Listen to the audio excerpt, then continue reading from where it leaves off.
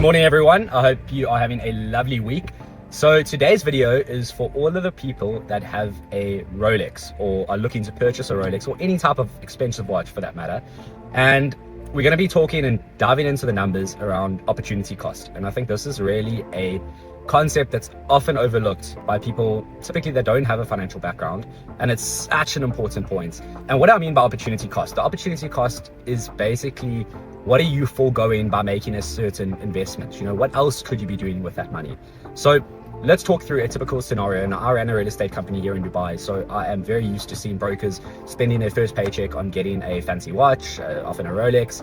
But I want to give some food for thought as to how you should maybe be considering the next purchase and whether you should be doing it. So let's talk through a simple example as to the rationale as to why people buy a Rolex or some kind of an expensive watch. So the first rationale is, well, it makes me look wealthy and it helps me in client conversations. And I totally get that. But I think some self-reflection or self-review firstly as to how much is it actually helping you? Are you really losing deals because you're not wearing a Rolex? Are you really getting deals over the line because of that Rolex? I don't believe so. I believe it comes down to how you are as a person, the value that you add into that particular client or investor. That's a topic for a separate day. Today we want to dive into the numbers. And I think another argument, which a lot of people, but majority of them being brokers since I've been in Dubai, the rationale is, well, Matt, it's actually a good investment because it goes up in value. Now, I totally get that, and they do go up in value. But let's look at the opportunity cost of what else could be done with that money. So let's say you are purchasing a watch for £15,000, right? A lot of people will say, Matt, listen, if I purchase a Rolex for £15,000, that's going to be worth £20,000 in 10 years time, or it's going to be worth £30,000 in 10 years time.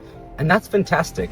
But let's look at what could be done if that was invested into the stock market. So if we look at the 5-year average of the S&P at 14.1%, that £15,000, you've invested into a watch. Okay, it's going to be worth 20 or 25,000 in 10 years time, or whatever that time horizon is. But let's work with 10 years.